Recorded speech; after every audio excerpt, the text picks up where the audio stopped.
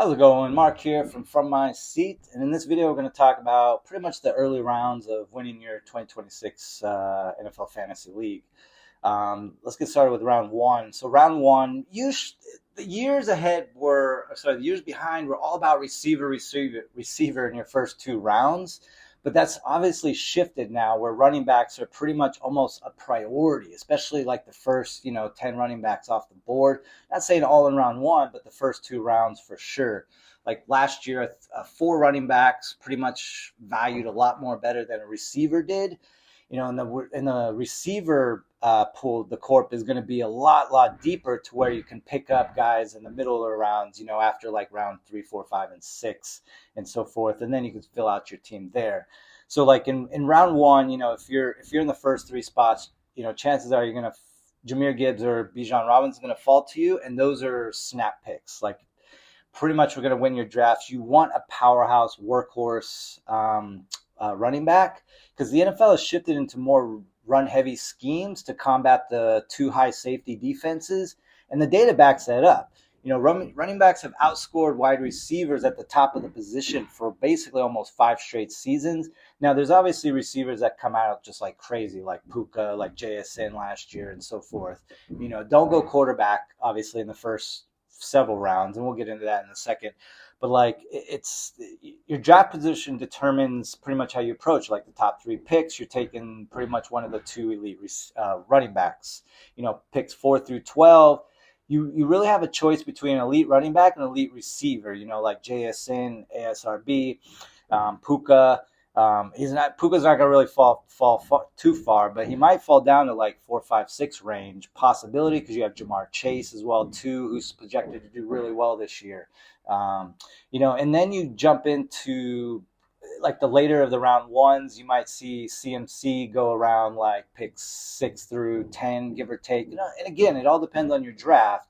But if you could get one of these top 5 running backs and they fall to you in round one, then it's almost a snap pick, because it's just another advantage to just more value where you have the rushes and possibly receiving, especially those dual threat running backs. Dual threat is someone that catches and runs as well too. Derrick Henry, he's more of a power horse, power rush type of running back who's going to get you like 30 carries a game, not every single week, but he's going to only maybe catch barely 1 or 2. Some games there might be 3 or 4, but chances like Gibbs and Bijan, they might have games where they have like 10 targets coming to them, and they're scoring like 30 points, a week, or some weeks and whatnot. And sometimes they have parabolic weeks where it's like 40 points or so.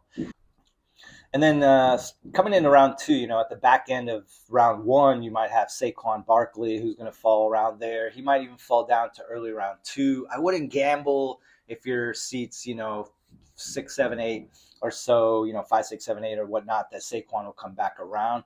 Saquon is a dual threat running back as well, whose value right now is just extremely good getting that, because you could possibly, if you're in the back half of round 1 and you can get like Barkley or, in a power wide receiver that's, plethora of targets, like that's just a gold mine right there.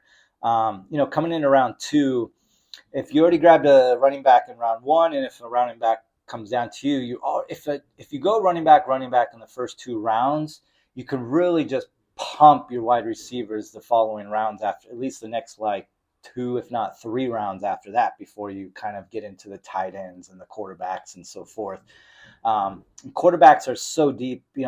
Quick note on quarterbacks. Quarterbacks are so deep this year that you could pick up a very high floor dual threat quarterback, a quarterback that throws a lot and runs a lot. For example, like, Lamar.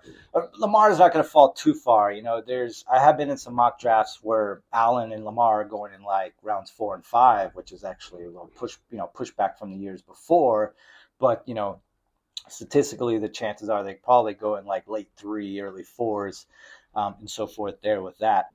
Wrapping up like round 2, you're going to have people like Achane, you're going to have Chase Brown, you're going to have, Kenneth Walker, who's on the Chiefs, who Eric Bieniemy's back as the OC, and they were a power horse in the run game and play action and so forth with that. So, you're going to have second-year Ashton Genty, who flashed a lot of love throughout the season, even though he's on a pretty much bad team then. And then you're gonna have like the new up and comer Jeremiah Love, who's falling kind of in round 2, round 3 range, and this is just such a risky pick that high for a player on just such a bad team that has not really like improved the team so much, where Jeremiah Love's just going to come out and be like a top 5 running back at the end of the season. Anything's possible, of course, but it just does not look like that. I would fade Jeremiah Love, but that's just my own opinion. I did make a video on him as well too. You can find that in my playlist as well.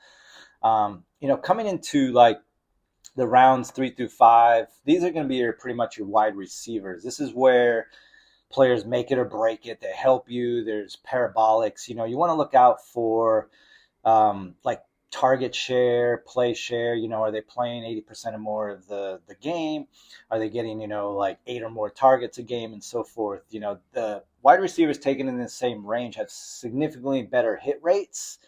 With depending on, when I got to talk injury, of course, that's just, it's made up in a way. Just injuries happen to the best players there is.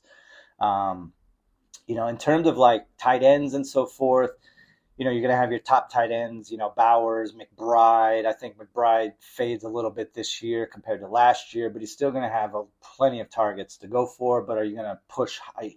I wouldn't reach for a tight end. You're going to have, the tight end position is very deep this year. You're going to have, you can pick up Warren later. You can pick up Loveland later. You could pick up, even Kelsey later. He's pretty much phasing out, of course, but like it's just such a more deeper situation for tight ends that you can pick these guys up in the later rounds, after like round 5 and 6, or in those rounds between 5, 6, 7, and give or take. So, these receivers in the mid rounds are going to be your ideal ones. You're going to have like in rounds like, depending, of course, where you draft, you're going to have like, Zay Flowers, Waddle, who's now on a new team, a new great team, but how much offense are they going to give? You're going to have Nico, of course, Garrett Wilson, Olave, Jigba, and Rashid Rice and Devonta Smith, and so forth. These guys you want to pick up, and these guys like Smith and Jigba, they're going to be the wide receiver ones pretty much that are going to get a plethora of targets and so forth. In another case, you kind of want to look at the team needs and values. How good is that team? How much offense are they doing? How much running and throwing each one? You look at their previous stats, their previous years. You can kind of tell, and then you kind of see what happened with those teams. Did they lose some players? Did they gain more players that are elite that might take some of these target shares as well? And then, like I was saying, in the later rounds, round 6 through plus is going to be pretty much your flex value rounds. Your starting lineups already starting to take place. This is where you're going to start filling not necessarily your holes, but also you're going to pick up your values, right? You're going to pick up maybe a really good handcuff running back or something, in 6, 7, 8 rounds, if not later. In quarterbacks, you're going to be able to pick up. You're going to have your choice of quarterbacks in the later rounds. Like Mahomes is going to be there. Jackson Dart. Justin Herbert, one of my favorite this year, picking up. He's going so late, like he's going after round 6. Between 6 and 8 right now that I've been seeing in mocks, which is just phenomenal for a top 5 quarterback who's proven it. Now they I got a better squad. They got the better OC with McDaniel and coach. The coach is more defensive minded, which is something to consider as well too. How much of the running game, because Omari Hampton's going to take a lot of those rushes and Vidal on the side and whatnot and so forth. But Herbert is going to Herbert finished, what did he finish? He finished like top 10 last year, even though he, had sort of like a kind of a down year, it felt like. He's only finished in the top 10 three times. Before that, injury or so forth and whatnot, a little bit of injury. Like last year, he just was beat up, just got destroyed. But, this year they built the O-line. They re-improved the O-line. It's healthier O-line now coming into it. And these are the things that you want to consider within your picks. Lamar is going to go early. Allen, of course, is going to go early. And then you got Caleb Williams, who's got the upside as well too. And like Jackson Dart, who's got the dual threat upside as well too. Jaden McDaniels and so forth, and things like that. And then, like I said, we'll wrap up on the tight ends and so forth. In the middle rounds, like I said, you're going to see like Kelsey and Fannin, Laporta.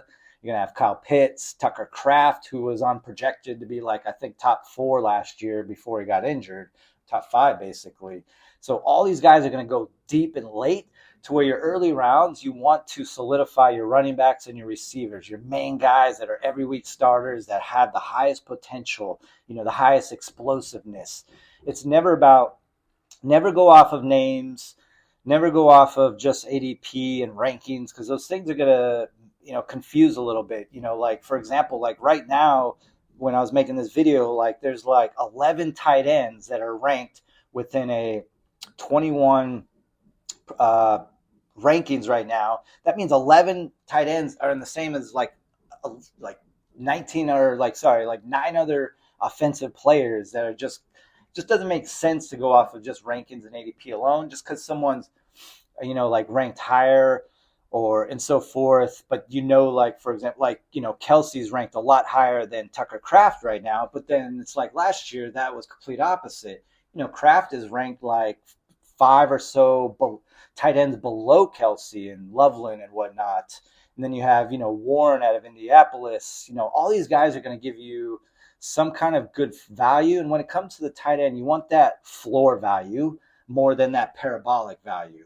So like the floor value to me in a tight end is like, some people will disagree. Like, if you can get like 10 points minimum every single week as a floor, then you're looking pretty decent in terms of like, you can look at like the upside of the parabolic side, like, the red zone, how often are these guys targeted in the red zone and so forth. And those are the things you want to look at, especially on team wise, is like, for example, like the Eagles and Goddard with tight end there. So for example, like within the 5 yards, it's like, how much is Hurts and Saquon going to run to where Goddard's not even really getting any targets and so forth. And then you have like,